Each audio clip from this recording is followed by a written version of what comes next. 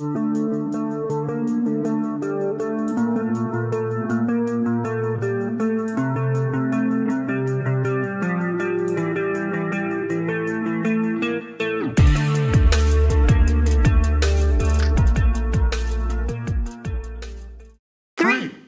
two, one.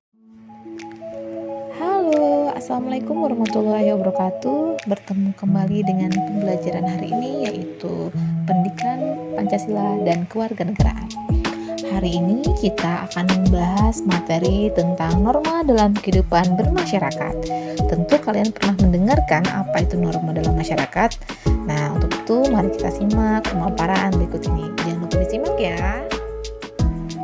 Nah, kalian pernah dengarkan apa itu norma? Mungkin ada yang sudah tahu. Nah, sebetulnya secara harfiah, norma berasal dari bahasa Belanda yaitu norm yang artinya patokan, pedoman, atau pokok kaidah.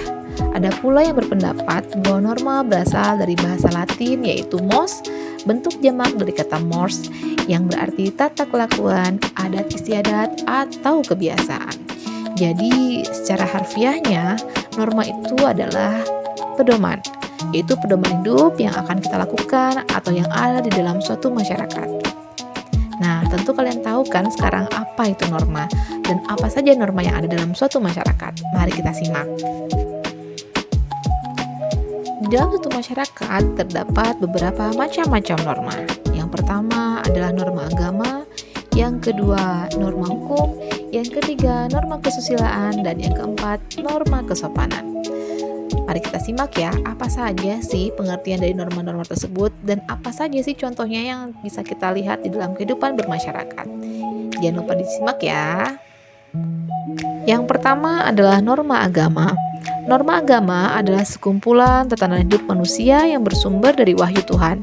Tidak hanya mengatur hubungan manusia dengan Tuhan, tetapi juga mengatur hubungan manusia dengan manusia lainnya.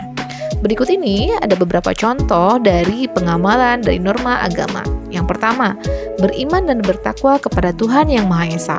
Yang kedua, menjalankan ibadah sesuai dengan agama yang dianutnya. Yang ketiga, menghormati sesama makhluk ciptaan Tuhan.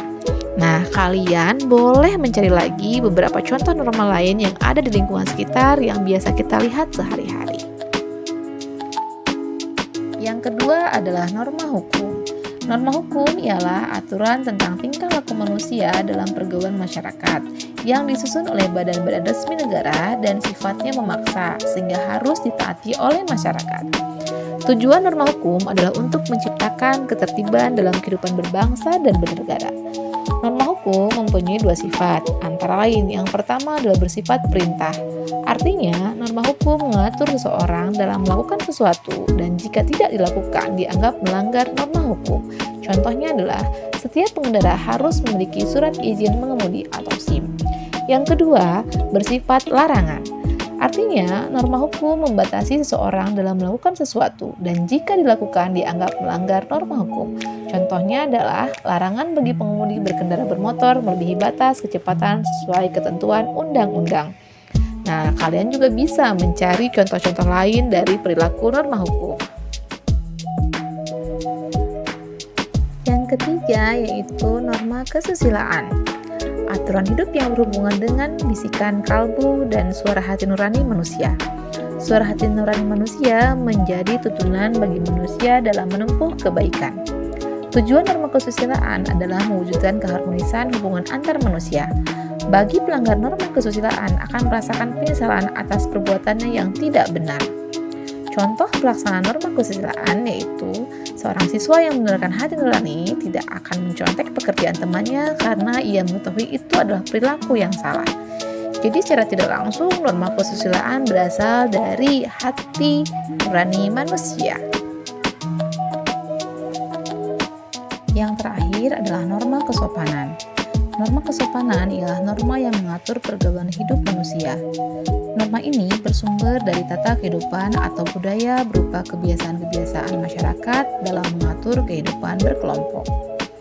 Norma kesopanan mencakup soal cara berpakaian, cara berbicara, cara berperilaku terhadap orang lain, cara bertamu ke rumah seseorang, dan lain-lain. Seseorang yang melanggar norma kesopanan akan mendapatkan sanksi sosial berupa cemooh, pengucilan, keterpencilan atau dijauhkan oleh masyarakat. Ada beberapa tujuan norma kesopanan, yaitu pertama, agar bisa diterima di masyarakat, yang kedua, agar dapat menghargai orang lain yang lebih tua, yang ketiga, agar bertingkah laku sesuai aturan masyarakat, yang keempat, agar lebih memahami hakikat kemanusiaan dan tata etika pergaulan, yang kelima, agar bisa bersosialisasi dengan baik terhadap orang lain. Contoh penerapan norma kesopanan antara lain, yang pertama, bersikap sopan kepada guru, dua, menggunakan bahasa yang halus dan sopan saat berbicara kepada orang yang lebih tua. Nah, warga belajar, demikianlah materi tentang norma dalam kehidupan bermasyarakat. Jangan lupa mereview ulang materi hari ini ya. Kalian juga bisa mencari lagi dari literatur yang lain. Sampai jumpa di materi selanjutnya. Salam literasi.